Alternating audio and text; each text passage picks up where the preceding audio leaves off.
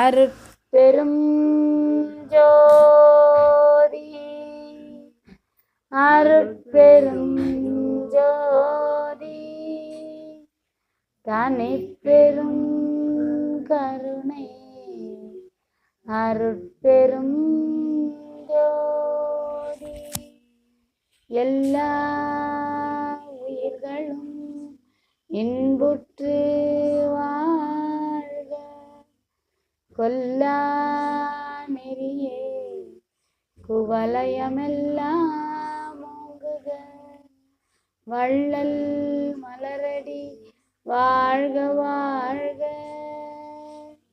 வள்ளல் மலரடி வாழ்க வாழ்க. ஓம் சுந்தர மகாலிங்காய் அருட்பெருஞ்சோதி. வள்ளல் பெருமான் சித்த சன்மார்க்கம் என்ற சிவநெறியை உலகோருக்கு அனைவரும் செய்யக்கூடிய ஒரு எளிமையான மார்க்கமாக உபாயத்தோடு விளக்கி காட்டி சென்றுள்ளார். எங்கும் செல்லவில்லை, இருந்து வழி நடத்தி கொண்டிருக்கிறார். ஒரு தேகத்தில் இருந்தால் கண்களால் காணக்கூடிய சிலரை மட்டுமே வழிநடத்த இயலும் என்பதால் உலகெல்லாம் பரவும் எண்ணத்தில் முத்தேக சித்தி அடைந்திருக்கிறார். இந்த உருவம் என்ன பண்ணும்? ஆன்மா எத்தகைய ஆற்றல் பெற்றதாக இருந்தாலும் அதை ஒரு தேகத்திற்குள் சிறைப்படுத்தியே வைத்திருக்கிறது. இதில் இருந்த வண்ணம் எவ்வளவுதான் நினைத்தால் அதிகமான சித்தாடல்கள் ஒருவரால் புரிய முடியாது. சித்தாடல் என்றால் என்ன? சித்து என்றால் என்ன? அறிவு. சித்து என்றால் அறிவு. ஆன்மாவுக்கு ஒவ்வொரு விஷயமும் புரிய புரிய புரிய ஆற்றல் பெறும், ஆற்றல் அதிகரிக்கும். அப்போது ஆடல் புரியலாம். அதோட ஆக்ஷன் முதல்ல அறிவு, அடுத்து வர்றது ஆற்றல். அந்த ஆற்றல் வெளிப்படுறதை தான் இவங்க ஆடுதல், நடனம், நிறுத்தம் என்றெல்லாம் சொல்லப்படுகிறது. திருக்கூத்து, திருநட்டம். சிவபெருமான் பொன்னம்பலத்தில் ஆடுகிறார் அப்படிலாம் சொன்னால் பொன்னம்பலம்னா வேற ஏதோ இல்லை, திருச்சிற்றம்பலம் எல்லாமே இங்கே தான் பெரிய பகுதி. தேகம் பொன்மயமாக இருக்கும்போது இது பொன்னம்பலம் ஆகிறது. சிற்சபையாக மாறும்போது, சிற்சக்தி துணை சேரும்போது இது திருச்சிற்றம்பலமாக மாறுகிறது. அதில் இறைவன் புரியும் ஆட்டம் என்பது ஆன்மா சார்பு தன்மை உள்ளது. ஒன்று தேகத்தை சார்ந்திருக்கும், இல்லைன்னா சிவத்தை சார்ந்திருக்கும். தேகத்தை சார்ந்திருக்கும் போது அறியாமை ஜட பொருளோடு தொடர்பு கொண்டிருப்பதால் அறியா நிலையிலேயே இருக்கிறது. சிவக்கலப்பு கிடைக்கும் போது அதிக அளப்பரிய ஆற்றலுடையதாக மாறிவிடுகிறது. அப்போது அதனால் செய்ய முடியாதது என்ற ஒன்றே கிடையாது, நிகழ்த்த முடியாது என்ற ஒன்றே கிடையாது. ஒரு தேகத்திற்குள் இருக்கும் ஆத்மா எதையும் செய்ய முடியாமல் தவிக்கிறது. இதை கடந்த நிலையை காட்டுவதே ஆன்மீகம், அதிலும் சிவநெறி. சிவனை எவ்வாறு கைக்கொள்வது, சிவனோடு எவ்வாறு கலந்து கிடப்பது, சிவமயமாய் ஆவது எப்படி, உருவ அணுக்களாய் தெரியும் இந்த உடலை அருவமாக்குவது எப்படி என்பதை கற்றுத்தருவதே சிவநெறி. அதுவே சுத்த சன்மார்க்கம். இதை உலகோர் அனைவரும் பெறுவது எப்படி? முன்னாடி அடியார்கள், அன்பர்கள் அவங்க மட்டும்தான் பெற முடியும். இல்லை, இனிமே எல்லாரும் அடையலாம். எல்லாரும் ஒளியா. கலியுகத்தின் கடைசி வந்துருச்சு. யுக முடிவில் எல்லாரும் என்ன ஆகி ஆகணும்? பிறந்த எல்லாரும் ஒரு நிலை அடைந்தாகணும், நிலையோடு பொருந்தி ஆகணும். திருப்பி வேற இது வரும்போது புது ஆன்மாக்கள், புது இது ஆரம்பிக்கும். இப்போ இருந்த எல்லாரும் இப்போ இந்த சில நேரம் பார்த்தீங்கன்னா எலெக்ஷன் வரப்போகுது, பேங்க்கில் அக்கௌண்ட்டில் யார் யாரெல்லாம் பேலன்ஸ் வச்சுருக்காங்க எல்லாத்தையும் கிளியர் பண்ணுங்க சொல்லுவாங்கள்ல. புரியுதா நான் சொல்கிற வார்த்தை? ஆஃபீஸ் ஸ்டாஃபுக்கெல்லாம் புரியும். ஆனுவல் கிளியரன்ஸ்னே வருஷத்துக்கு ஒரு தடவை பண்ணுறான். இது போய் எலெக்ஷன் வருது, இந்த ஆட்சி மாறினாலும் மாறிடும். அதனால் பழைய இது எல்லாத்தையும் என்ன பண்ணணும்? அதான் சொல்லிட்டு தானே இருக்கேன். ஆட்சி மாறப்போகுது. பழைய ஆட்சிக்கு உட்பட்ட சட்ட திட்டங்களுக்கு ஏற்ற கடனை உடனே வாங்கி அது பைசல் பண்ணாமல் எல்லாம் அறகுறையாக நிற்கிறது எல்லாத்தையும் என்ன பண்ணோம், பேங்க் மேனேஜருக்கு ஸ்டாண்டர்ட் இன்ஸ்ட்ரக்ஷன் வந்துடும். எல்லாத்தையும் ஏப்ரலுக்குள்ளே முடி, மேல எலெக்ஷனு, இத்தனை நாள் வரல அத்தனை நாள் எந்த கதையும் சொல்லக்கூடாது. அக்கௌண்ட் யார் யார் பேரில் பணம் சேர்ந்துருக்கோ அவங்க எல்லாருக்கும் கண்டுபிடிச்சி அதை கொடுத்துடணும். இல்லைன்னா ஏதாவது ஒரு தீர்வை அதுக்கு வைக்கணும். அவங்க ஆள் இல்லை இது இல்லை அதை வச்சுக்கிட்டான் ஏதாவது ஒன்று பதில் அதுக்கு எழுதி வைக்கணும். இதே தான் இப்போ நடக்கிற கொரோனா. புரியுதா? வேலை இல்லை, இனிமேல் யாருக்கும் எந்த வேலையும் செய்ய வேண்டியதில்லை, இருக்கிற வேலையும் குறைய போகுது, வேலையெல்லாம் பிடுங்கப்பட போகிறார் யார்? இறைவன். நீ செஞ்ச கர்மெல்லாம் போதும், எல்லாரும் நெறிக்கு வந்து இறைவனை அடைய அறிய பழகுங்கள். தகுதியுடையவர்கள் உயர்நிலை பெறலாம், முயற்சியோடு இருப்பவர்கள் இறைவனை ஆனந்தமாக அடையலாம், முயற்சி இல்லாதவர்களும் அடைந்துதான் ஆக வேண்டும். லெவலவன் கத்திக்கிட்டே போய் சேர வேண்டியது.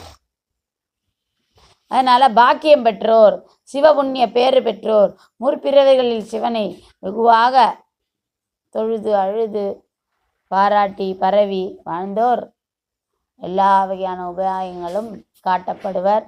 அதை கொண்டு அவர்கள் மேல்நிலைக்கு முயற்சிக்கலாம். முயன்றால் எளிதில் பலன் கிடைக்கக்கூடிய காலம் தொடங்கிவிட்டது.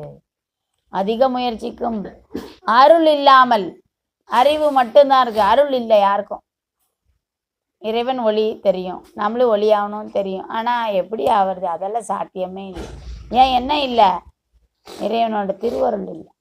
திருவருள் கிடைக்காம இதை செய்யவே முடியாது.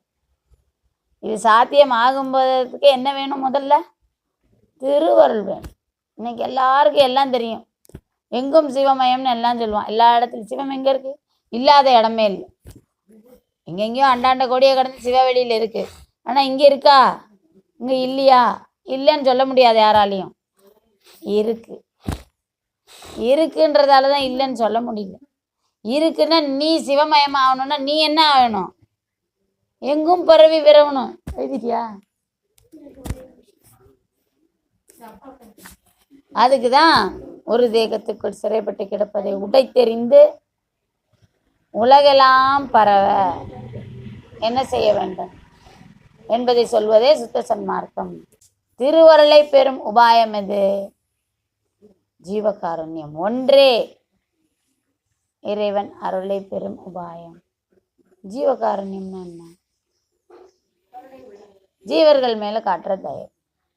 ஜீவர்கள் மேல காட்டுற தயவு தான் ஜீவர்களுக்குள் சிவம் இருப்பதாக எண்ணி காட்டும் பக்திக்கு சமம். எல்லா இடத்துலையும் சிவன் இருக்கா இல்லையா? உயிர்களுக்குள்ளேயும் இறைவன் இருக்கிறார். அப்ப ஜீவனுக்கு காருண்யம் காட்டுன்னு என்ன அர்த்தம்? சிவனுக்கு பக்திக்கு பூஜை பண்ணு, பக்தியை காட்டு, சிவபக்தியை காட்டு. சிவபக்தியில என்ன வரும்? மனம் நெகிழும், மனம் உருகும் இல்லையா? அது ஒரு சக மனிதனுக்கு உதவும் போதோ, அவன் துயர் துடைக்கும் போதோ, 7 வகை துன்பங்களில் ஒன்றை நீக்கும் போதோ நிகழ்கிறது மன உருக்கம், மன நெகிழ்ச்சி. மனிதர்களுள் இருக்கும் இறைவனை காணும் போது இந்த மன உருக்கமும் மன நிகழ்ச்சியும் ஏற்படுகின்றது என்றால், இறைவனையே உணரும் போது எப்படி இருக்கும்? உணர்வால் இறைவனை உணரக்கூடிய காலம் நெருங்கும் போது, அவன் அருளாலே அவன் தாள் வணங்கும் பாக்கியம் கிடைக்கும் போது, அவன் திருவடி தீட்சை பாதங்களை தம் தலையில் வைத்து அருள் பாலிக்கும் போது எப்படி இருக்கும்? ஆன்மா உருகும், ஆன்மா நெகிழும். பக்தி மன உருக்கத்தையும் மன நெகிழ்ச்சியும் தரும். கடவுள் நிலை அறியும் போது ஆன்ம உருக்கமும் ஆன்ம நெகிழ்ச்சியும் ஏற்படும். இதை உணரும் பாக்கியம் பெற்றதே இந்த மனித தேகம். இதை கொண்டு அடைய வேண்டிய உயர்ந்த பேரின்பம் இதுவாகி இருக்க, அறிவில்லாமையால் தேகமாக வாழ்வோர் தாம் பெண் எனவும் ஆண் எனவும் கருதி திருமணங்கள் புரிந்து ஒரு வாழ்க்கை வாழ்கின்றனர். தேகத்தால் ஒரு வாழ்வு வாழ்கின்றனர். மேலும் மேலும் தேகமாயிருப்பதற்காக உணவுண்டு உறங்கி இறுதியில் மரணத்தை தழுவுகின்றனர். அவர்களுக்கு தெரியும், இப்படி வாழ்ந்தா கடைசியில் என்ன வரும்? மரணம் வரும்னு அள்ளி போட்டு போயிடுவாங்க. அது அந்த ஆத்மா வாழ்ந்த தேகம் இது. அப்போ வாழ்ந்தது ஆத்மா தானே, தேகம் இல்லைல்ல, அது தெரியுதில்ல எல்லாருக்கும். எனது உடல் என்பதாலேயே இது நான் அல்ல. எனது கண், எனது காது, எனது கால் என்றால் இது நான் அல்ல. நான் வேறு, உடல் வேறு. இதை மீண்டும் மீண்டும் சொல்லி மனதிற்குள் விசாரித்து ஆழ பதித்து விட்டீர்களானால் ஆத்ம ஞானம் பரிமளிக்க தொடங்கும். அப்போதுதான் சிறைப்படுத்தப்பட்டு கிடப்பது புரியும். அதிக ஆற்றல் உள்ள சிங்கத்தை ஜூல வச்சிருக்கா மாதிரி ஆற்றல் உள்ள ஒரு மிருகம் யானையை சங்கிலியில கட்டி போட்டு 10 ரூபாய்க்கு சலாம் அடிக்க வச்ச மாதிரி இதான் நடந்துகிட்டு இருக்கு. அளப்பரிய ஆற்றல், இறைவனுக்கு நிகரான ஆற்றல், இறைவனோடு கலக்கும் அளவுக்கு ஆற்றல் பெற்ற ஆன்மா குறுகி கூனி ஆணெனவும் பெண்ணெனவும் சிறைப்பட்டு கிடைக்கிறது ஒரு குறுகிய பேதத்தில். இதிலிருந்து விடுபட வேண்டாமா? சிவமயமாய் ஆகும் பாக்கியம் பெற்றால் எங்கும் பரவும் பாக்கியம் கிடைக்கும். உலகெல்லாம் பறவை என் உள்ளத்து இருந்தே அழகிலா ஒளிசை அற்பெருஞ்சோதி. எப்படி உலகெல்லாம் பறந்து விரிவது? ஒரு தேகத்துக்குள் இருக்கும் கட்டு விட்டால்தான் உலகெல்லாம் பரவ முடியும். ஒரு தேகத்திற்குள் இருந்து கட்டு எப்படி விடும்? மரணமே உலகோருக்கு அதை தருகிறது. அப்படின்னா செத்து போகணுமா? செத்து போனாலாம் உலகெல்லாம் பரவ முடியாது. அப்போ கட்டுப்பாட்டை மீறி நடக்கிற விஷயம். இது வரைக்கும் தேகம் என்ன பண்ணியிருக்கு? உங்களை கட்டுப்படுத்தி வச்சிருக்கு. தேகம்ன்றது கர்மமும் மாயையும் ஆணவமும் சேர்ந்தமும் மலை பாசக்கூடு சிறைப்படுத்தப்பட்டு நீங்கள் வசித்து கொண்டிருக்கிறீர்கள். கூலி கொடுத்தாகணும். எந்த வீட்டில் வாடகை வீட்டில் இருந்தாலும் என்ன பண்ணோம்? வாடகை கொடுக்கணும்ல. ஆமாம், இந்த ஆன்மா என்ன பண்ணுது? கனவு நனவு அப்படின்ற அவத்தைகள், ஒரு ரக்கம் பேரு ரக்கம் உயிர் பழக்கம், டெய்லி 5 அவத்தை ஒவ்வொரு சக்கரத்தில் தங்கி தங்கி தங்கி தங்கி மாடி மாறி ஓடி ஓடி வந்துக்கிட்டு இருக்கு. அலையுது, திரியுது, நிம்மதி இல்லாமல். தூங்கிட்டு இருக்கும்போது கனவுல இருக்கணும், கனவு அவத்தை தொண்டையில் இருக்கும். அப்படியே கொஞ்சம் கொஞ்சமாக இறங்கி இறங்கி இறங்கி மூலாதாரம் வரைக்கும் போய் அடங்கியிருக்கும். திடீர்னு யாராவது எழுப்பி விட்டுருவான் அந்த உடம்ப. டக டக டக டகன்னு மேலே ஏறி இங்கே வந்தாகணும். படப்படப்படன்னு அடிக்கும். 5 அவத்தைகளுள் நாம் அலையும் அலைச்சல் இருக்கே, நினச்சி பார்க்கணும். தேவையா? 2 பொண்டாட்டிக்காரன் இந்த வீட்லேயும் அந்த வீட்லேயும் மாறி மாறி நடிக்கிற மாதிரி சினிமாலாம் காட்டுவாங்கல்ல. ஒரு வீட்டில் இருப்பான், நடிச்சுக்கிட்டு இருப்பான். திடீர்னு ஃபோன் வரும், இவளுக்கு தெரியாமல் அங்கேருந்து எகிரிக்குச்சு போய் அந்த வீட்லேயும் இருக்கா மாதிரி நடித்தாங்க. இல்லை படம் காட்டுவாங்கல்ல. ரொம்ப நாள் நடிக்க முடியுமா இது மாதிரி? முடியாது. விடுபடும் எண்ணம் வரும். ஏன்னா ஆன்மாவின் ஆற்றலில் தெரியும் எவ்வளவு நாள் சிறைப்பட்டு கிடப்பது. நீங்கள் ஆன்மா ஞானம் பெறும்போது தான் தெரியும், இவ்வளவு பெரிய சக்தியா எனக்குள் இருந்ததா, நான் இப்படி புதையுண்டு கிடந்தேனா, என்னை ஒரு சிறு தேகம் சிறைப்படுத்தி வைத்ததா, சிவமயமாய் ஆக வேண்டிய நான் சிறிய கூட்டுக்குள் சிறைப்பட்டு கொண்டு கை கால் தான் என்னோட உறுப்பா நினச்சிக்கிட்டு இதனால எவ்வளவு செய்ய முடியுமோ அதான் என்னோட ஆற்றல் நினச்சிக்கிட்டு இருக்கேன். இது பெட்ரோல் போட்டால் கொஞ்ச நேரம் ஓடும், அப்புறம் என்ன ஆகிடும்? ரெஸ்ட்டு. அப்புறம் திருப்பி பெட்ரோல், அதை திருப்பி வெளியேற்றணும். இதே வேலை. இதில் 24 மணி நேரத்தில் 12 மணி நேரமாக ரெஸ்ட் வேணும். 12 மணி நேரமும் வேலை பார்க்க முடியும்னு சொல்ல முடியாது. தொடர்ந்து நல்ல கஷ்டமாக 2-3 மணி நேரம் வேலை பார்த்தாலே பெருசு.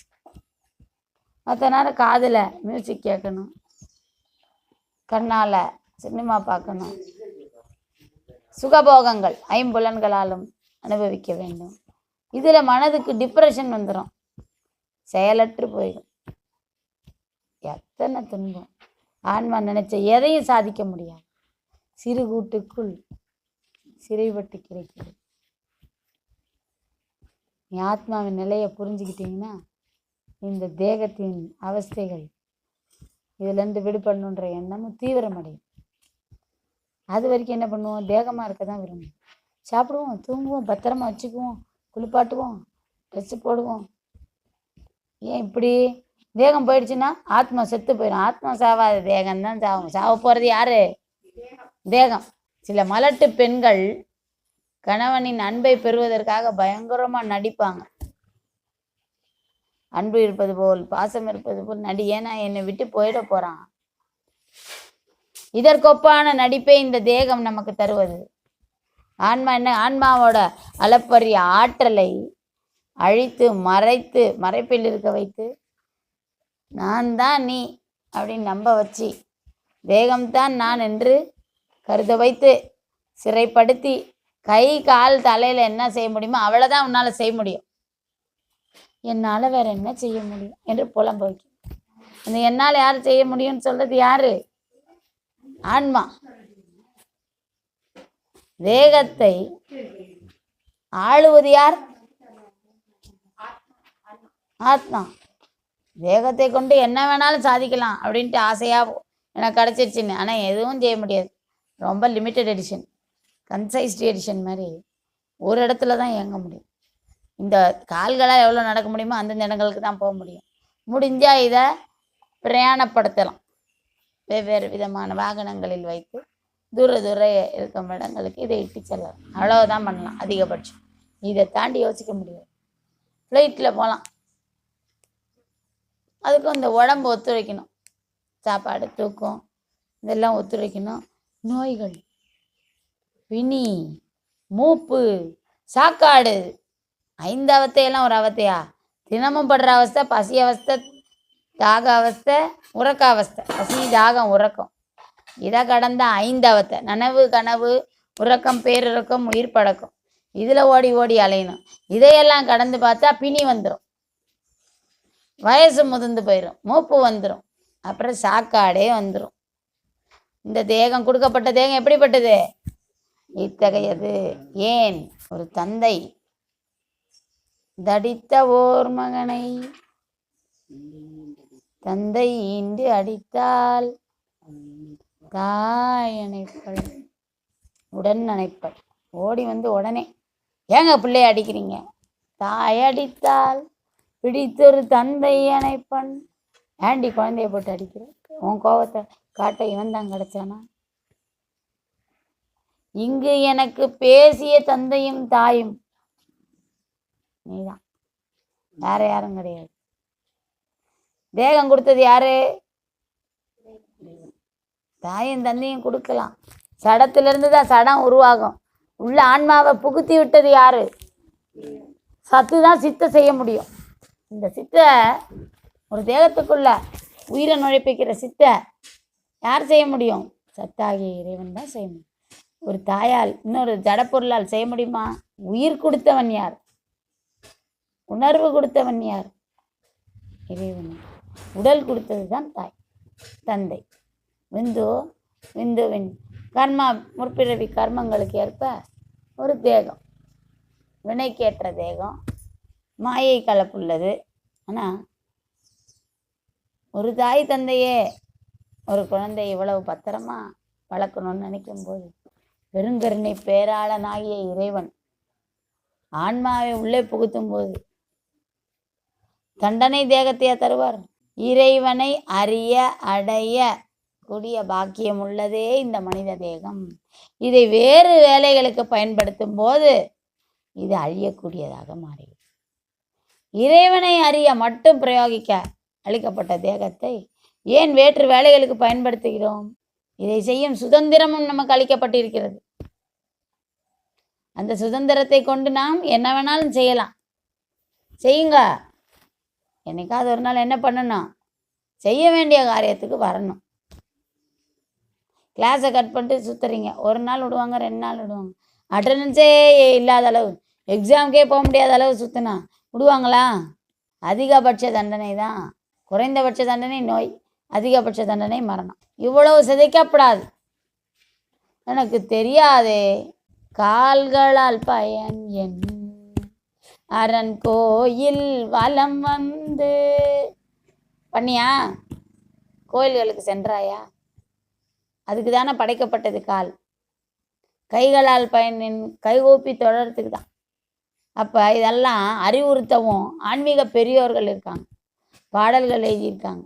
பல விஷயம் இருக்குது, அதை காதில் வாங்கிறது இல்லை.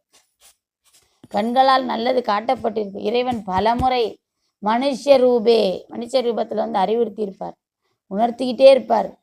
முற்பிரிவு வரைக்கும் செஞ்ச தவமும் உங்களை விடாமல் பற்றும். தவம்னா காட்டுக்கு போய் சேர்தான் தவம் இல்லை, ஒரு எண்ணமாக வாழ்ந்தாலே தவம். இறைவன் அறிய அடைய தான் பிறந்துடும், இதான் தவம். பிறந்து ஒரு வாழ்வு வாழ்ந்து இறைவா இறைவான்னு சொன்னாலே தவம். கொஞ்சம் சொன்னாலும் அது ஒரு தவம் தான். எவ்வளவு சொல்றியோ அது ஒரு தவம். தவத்துக்கேற்ற வாழ்வு உனக்கு கிடைக்கும். அதிகமாக பூஜை பண்ணவன், இடைவிடாது மறவாது இருந்தவனுக்கு துறவு கிடைக்கிறது. விட்டு விட்டு பூஜை பண்ணுறவனுக்கு அடியாரா ஆகும் நிலை கிடைக்கிறது. இடைவிடாது பூஜை பண்ணுபவர்களுக்கு, மறக்காது இருக்கணும்னு நினைக்கிறவனுக்கு அன்பர் ஆகிறான். அப்போ கர்மம் செய்ய ஏன் இந்த தேகம் பயன்படுது? இறைவனை அறியவும் சில கர்மங்கள் செய்ய வேண்டியிருக்கு என்பதால் இறைவன் அவ்வாறு படைத்திருக்கிறார். ஆனால் அந்த இறை பணி கர்மை திருப்பணி செய்ய மட்டுமா இதை நம்ம பயன்படுத்துகிறோம்? சுய பணிகள் செய்யவும் சுயநலமாகவும் பயன்படுத்தும். அப்போ சுயநலமாக ஒரு வாழ்க்கை வாழ்ந்தா இந்த துன்பங்கள்லாம் வரும், அலுப்பு வரும், சலிப்பு வரும். என்னைக்கு இதெல்லாம் முடியும் அப்படின்னு ஏக்கம். போதும்னே வராதான், நிற்காதான். எப்போ இந்த போதும்னு வரும்னா கர்மம் தீரும்போது வரும். கர்ம பலன்கள் தீர்ந்த காலே சிவ தரிசனம் கிடைக்கப்பெற்று பிரளயாகலருக்கும் சகலரா மும்மலமாக இருக்கிறவங்களுக்கு கர்ம தொல்லை, கர்மம் தீர்ந்த காலை பிரளயாகல் அவன் மாயை நீங்கி இருப்பான். உலகியல் மாயை அவனுக்கு ஒன்றும் செய்ய முடியாது, அவன்கிட்ட பலிக்காது. ஆனால் கர்மம் தொல்லை இருக்கும், அதை மட்டும் தீர்த்துட்டு இறைவன் தான் தீர்க்க முடியும். இறைவனை நாடி நாடி நாடி வேண்டி அவன் கர்ம வினையெல்லாம் தீர்த்து விட்டுட்டாருன்னா அவ்வளவுதான், விஞ்ஞான கலர் ஆயிடலாம். விஞ்ஞான கலருக்கு என்ன பாக்கியம்? இறைவன் உள்ளிருந்து உயிருக்குயிராய் நின்று எல்லா காலங்களிலும் தவத்தினை உணர்த்தி உணர்த்தி உணர்த்தி வாழ்வில் பெரிய சீர்கேடு ஏற்படா வண்ணம் பாதுகாத்து இறுதியில் தன்னை வந்து அடைய செய்கிறார். ஜீவகாருண்யம் எவ்வாறு உருவ அணுக்களை அருவ அணுக்களாக மாற்றும் வித்தைக்கு உதவுகிறது? பால் என்ன பண்ணுறோம்? தயிராக்குறோம். உரைக்கு ஊற்றினா என்ன ஆகும்? தயிராகும். தயிரை கடைஞ்சா என்ன வரும்? வெண்ணெய் வரும். வெண்ணெய் மேலே திரண்டு வருது, அதை கடையிற மத்து கயிறு, கீழே தயிர். மனித உள்ளம் இது காட்டும் ஜீவகாருண்யம். பெண்ணாவது கடைய ஆரம்பிக்கும். உருக்கம் வர வர வர வர ஐயோ பாவம் ஐயோ பாவம் ஐயோ பாவம்ன்ட்டு ஒவ்வொரு காலகட்டத்திலும் அவன் நன்மைகள் செய்கிறான். இது அப்படியே கூடிக்கிட்டே போய் உருக்கம் கூட கூட கூட என்ன ஆகும்? அதிகமான ஆற்றல் பெறும். எங்கே ஆற்றல் கிடைக்கும்? ஆன்மாவுக்குள்ளும் கிடைக்கும். உஷ்ணமாக அது வெளிப்படும். தயிரை கடைஞ்சிங்கன்னா ஒரு உஷ்ணம் வரும். அந்த உஷ்ணம்தான் இந்த மற்ற கடைய கடைய கடைய கடைய வர்ற உஷ்ணத்துக்கு தான் தயிரும் மத்தும் உரசுது இல்லையா, அந்த வெண்ணெய் பிரிய ஆரம்பிக்குது. அதுபோல் ஆன்ம உருக்கம் கூட கூட கூட கூட என்ன ஆகும்? கடவுள் இன்பம், சுத்த உஷ்ணம் இதெல்லாம் வரும். கடவுள் இன்பமே பலன், அதுதான் அந்த வெண்ணெய். சுத்த உஷ்ணம் உடலை தேகத்தை ப்ராசஸ் பண்ணுது. இந்த இன்பம் வந்து ஆன்மாவுக்கு உகந்ததாக இருக்குது, சுத்தி ஆயிடுது ஆன்மா. எல்லா விதமான அசுத்தங்களும் நீங்கள் பெறுது. நீங்கள் நல்லா பாருங்களேன், ஒரு ஆனந்த உணர்வு வரும்போது உடனே நீங்கள் வள்ளல் ஆகிடுவீங்க, தயவு பெருகிடும். எடுத்துக்கோ எடுத்துக்கோ சாங்ஷன்லாம் கொடுத்துரும். அவர் ரொம்ப முதலாளி, இப்போ ரொம்ப ஆனந்தமாக இருக்கார், ரொம்ப வருஷம் கழிச்சு அவர் குழந்தை பிறந்திருக்கு, யார் என்ன கேட்டாலும் செஞ்சிடுவார் சொல்லுவாங்கள்ல. வேலைக்காரங்களாம் இப்போ ஐயா எனக்கு இது வேணும் அது வேணும். இது வரைக்கும் எது அப்படி அப்படின்ற இந்த முரட்டு வெவ்வேறு குணங்களில் இருந்தவன் அவனுக்கு ஒரு பெரிய ஆனந்தம் வரும்போது என்ன பண்ணிடுறான்? வள்ளலாகி விடுகிறான். என்ன ஆயிடுறான்? வள்ளலாகி விடுகிறான். நல்லா புரிஞ்சுக்கோங்க. வாரி வாரி வழங்கும் வள்ளலாகி விடுகிறான். எனக்கு ரொம்ப சந்தோஷமாக இருக்குது. இன்னைக்கு யாருக்கு என்ன வேணாலும் கேளுங்க, வாங்கி தரேன் சொல்லுவோம்ல. இத்தனை நாள் தரலன்னு சிரிப்போம், அத்தனை நாள் தரல. இன்றைக்கி ஜாலியாக இருக்கேன், இன்றைக்கி எனக்கு ஒரு பெரிய ஆனந்தம் இருக்குது, என்ன கேட்டாலும் வாங்கி தான். என்னது இதுன்னா, தேகம் பசின்னு கேட்டால் இந்த ஆன்மான தேகத்தின் தலைவன் இது பசின்றது ஒரு பிணி. முன்னாடி சாப்பிட்ட சாப்பாட்டுனால வந்த புண்ணுக்கு கேட்குது. நீர் மலம் வேற கீழே நிற்கிது, அதை தள்ளுறதுக்கு இன்னொரு பொருள் வேணும். என்ன பண்ணிட்டோன்னு கேட்குது. உடனே ஆன்மா அங்கே போனால் அந்த சாப்பாடு கிடைக்கும்னு அங்கே கூட்டிகிட்டு போனது, காலு கூட்டிகிட்டு போகுது. தேகத்தை வேலை வாங்கி என்ன பண்ணுது, கடைசியில் தேகமாக தான் இருக்குது. சாப்பிட்டு செரிக்கணும், தேகன்ற மிஷின் செரிக்கும், இதை பண்ணிக்கிட்டே இருக்குது. ஆனால் ஆன்மா தேகச்சார்போடு இருக்கும்போது பசி கொடுத்துக்கிட்டே இருக்கும். தேகச்சார்பிலிருந்து விலகி சிவச்சார்புடையதாய் மாறிவிடுமானால், இப்படி ஒரு இது இருக்குது, உள்ளே இருந்து ஒரு வேதியியல் மாற்றம் நிகழ்கிறது. ஆன்மாவில் சுத்தி ஆகணும். அசுத்தம் இருக்க வரைக்கும் தேகத்துக்கும் அசுத்த மலம் சேர்த்துக்கிட்டே இருக்கும். ஆன்ம சுத்தி, ஆன்மாவில் உள்ள மலங்கள் நீக்கம் பெறும்போது, சகலர் மும்மலமாக இருந்தது இப்போ மலமற்று போகும்போது, மலம்லாம் பரிபாகம் ஆயிடுச்சு, மலக்குறைவு வந்து மலப்பரிபாகம் ஆயிட்ட போது தேகத்திலையும் மலம் சேர்க்கும் எண்ணம் குறையும். இன்னொரு மலம் குறைக்க சுத்தமாக ஆக ஆக இதெல்லாம் எதுக்கு அப்படின்னு உடலையே துறக்கும் நிலைக்கு இட்டு செல்கிறது. அப்போ பசிக்காதா? பசிக்கும், உள்ளேயே ஒன்று கிடச்சிரும். இதுதான் ஒரு வேதியியல் மாற்றம் நிகழும். அந்த பிணி போக்கப்படும். பசி என்னும் பிணி உடனுக்கு உடன் ஹீலிங். பசின்றது ஹைட்ரோக்ளோரிக் ஆசிட் செக்ரேஷன் வந்தோடனே அந்த புண்ணெல்லாம் ஆற்றிரும். பிறந்த குழந்தை பார்த்துருப்பீங்க, கையெல்லாம் நகம் இருந்ததுன்னா இப்படி கீச்சிக்கும், சாயங்காலத்துக்குள்ளே அது இருக்காது. பார்த்துருக்கீங்களா? முகத்தில் காலையில் இருக்க கீரல் டெய்லி ஒரு 20-25 கிராம் அது வளரும். 3 மாதத்தில் பார்த்தா பிறந்த வெயிட்டை விட 2 பங்கு இருக்கும். அப்போ ஹைலி ரீஜெனரேஷன், சரி ஃபாஸ்ட்டாக செல் மல்டிப்ளிகேஷன் நடந்துட்டுருக்கு. அப்போ ரிப்பேர் எப்படி இருக்கும்? பயங்கர ஃபாஸ்ட்டாக இருக்கும். மல்டிப்ளிகேஷனே நடக்குது, ரிப்பேர் டக்கு டக்கு டக்கு டக்குன்னு ஹீலிங் நடக்கும். அதுபோல் குழந்தையாகும் ஞான தேகம் பெற்றோர் ஹீலிங் எப்படி இருக்கும்? குழந்தை மாதிரி இருக்கும். உடனே உடனே உடனே பசியா டக்குன்னு சரியாயிடும், தாகமா டக்குன்னு சரியாயிடும், தூக்கம் வருதா அது மாதிரி அழுக்கு உடனே சரியாயிடும். புரியுதுங்களா? ஹீலிங் நடக்குது, ஹையஸ்ட் ரேட்டில் நடக்குது, கொஞ்சம் ஸ்பீடு கிடையாது. தோன்றிய மாத்திரத்தில் மறையக்கூடிய ஆற்றல் அது செயல்படுகிறது. இப்படி ஒரு வேதியியல் மாற்றம் நிகழக்கூடியது இந்த தேகம். எவ்வளவு ஒரு சிறப்பான தேகத்தை கடவுள் தந்திருக்கிறார், இதை நாம் புரிந்து கொள்வதில்லை. பசிக்கு உணவை விட சிவச்சார்பு எப்போதும் பசியாத நிலையை தரவல்லது.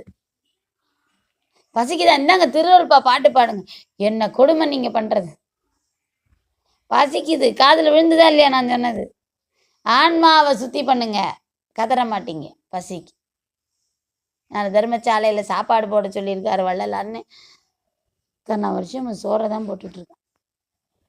கூடவே அவர் உட்காந்து உபதேசம் சொன்னாரே, அதை சொன்னாங்களா? எல்லா சாலைகளிலும் ஞானோபதேசம் வழங்கும் இடங்களாக இருந்தது. முன்னாடி கோயிலில் மடப்பள்ளின்னு ஒன்று இருக்கும்.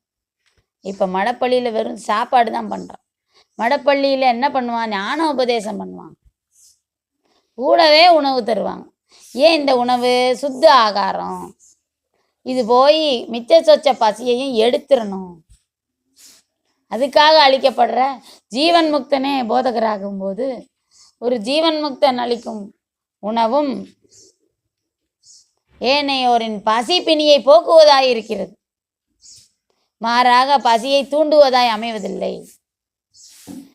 அதே ஆன்ம அசுத்தமுள்ள ஒருவன் அளிக்கும் உணவு ஏனையோரையும் பசியை தூண்டுவதாய் அமைந்து விடுகிறது. அவங்களுக்கு பசி நீக்கமே வருவதில்லை, ஓயாத பசி. அதனாலதான் யார் கையில சாப்பிடணும்? அம்மா கையால சாப்பிடணும். அங்க என்ன இருக்கு? அம்மாட்ட அன்பு இருக்கு, சுயநலமா குடும்பத்துக்கான அன்பு தான். என்றாலும் தாய் உள்ளம், அன்புருவம் என்பது சிவம் கடைசியா வரும். அன்பு மயமா ஆகிறது எப்படின்னு